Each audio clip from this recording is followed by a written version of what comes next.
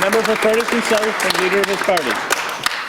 Merci, Monsieur le Président. Bien que le ministre des Finances ait déclaré hier que l'amélioration de l'accès aux soins de santé primaires est essentielle, son budget ne contient pas beaucoup de détails.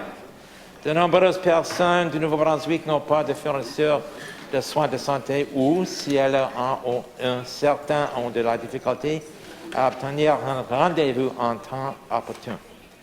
Les urgentistes, les médecins de famille réclament la création de cliniques de soins urgents dans nos hôpitaux afin de soulager la pression croissante qui pèse sur nos urgences. Ma question au ministre de la Santé est simple. Ce budget prévoit-il des fonds pour mettre en place des soins urgents dans nos hôpitaux régionaux? Well, Mr. Speaker, once again, I think the Green Party should be congratulating the Minister of Finance and the Premier for this budget, because once again, they want to get right to the details of health care, and I'm fine with that. So I'll pass on their congratulations to the Finance Minister and the Premier.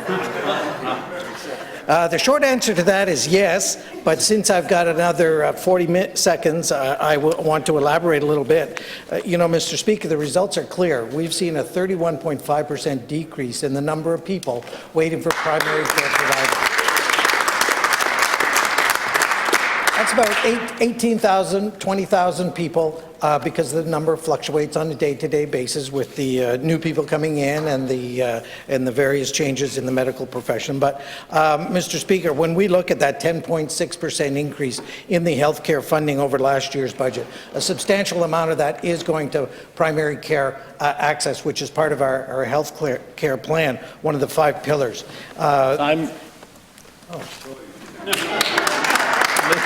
Member for Fredericton-South and leader of his party.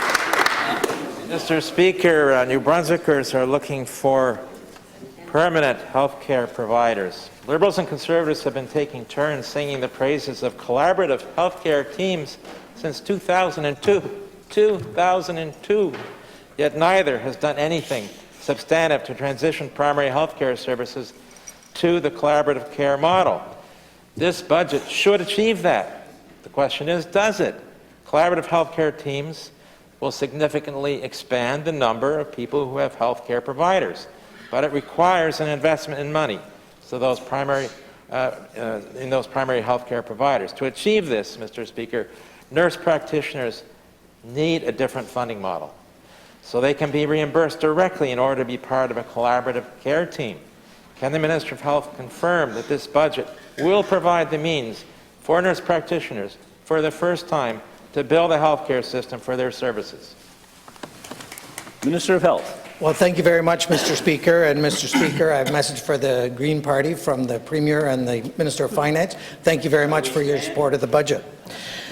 Specifically to when we talk about primary health care here in the province of New Brunswick, the additional funding does include $39.2 million, which will support the improved access to primary care, primary health. And Mr. Speaker, that's an important part, and I can't wait for the estimates because we're going to drill down deeper, and I won't be cut off after 60 seconds.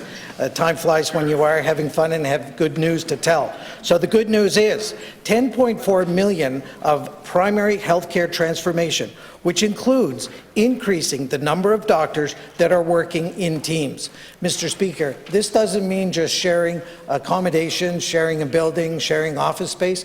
Mr. Speaker, this means collaborative practice, collaborative care, owning patients and having them being owned by that clinic. So they have a home, they have a health care, and they have access to it. Time, Minister. Member for Fredericton-South and leader of his party. Mr. Speaker, let's continue to talk about collaboration here because that continually is held up as part of the solution to our healthcare crisis. The past month I've been meeting a lot of healthcare professionals around the province, including midwives. Horizon Health established the midwifery clinic in Fredericton back in 2015 as a pilot project to provide pre- and postnatal care and deliver babies. Midwives need to be accessible, though, across this province by now, but the Department of Health has yet to move beyond this single pilot project in Fredericton. An assessment of the midwifery clinic pilot was conducted last summer, It was supposed to be released in the fall. It was not. Integrating midwives in our healthcare system throughout the province, particularly in rural areas, would have tremendous benefits. So, Mr. Speaker, can the minister tell us whether this budget includes funding to expand midwifery services beyond the one clinic in Fredericton, particularly to those regions who have lost access to labor and delivery services? Time. Minister of Health. Well, thank you very much, Mr. Speaker, and I do look forward to my estimates as we drill down. But, Mr. Speaker, again, some of the reasons we do pilot projects is to make sure that there's no unnecessary consequences, and that's why we've opened up the eye clinic in Bathurst, once again, to reduce the wait lines, reduce the wait times for eye cataract surgery. And in that region, it has been reduced by, I believe, it's about 60% if I look at my notes of the waiting line.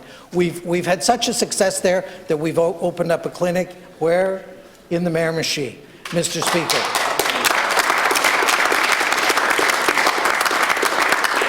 And we have more good news to tell when it comes to the healthcare budget here in the province in New Brunswick, and each one of them could have a separate event or a separate ribbon cutting. But when we look at all aspects of this collaborative care, we're not just focused in on the physicians, but this could include nurse practitioners. It could include a number of the allied health professions. Minister.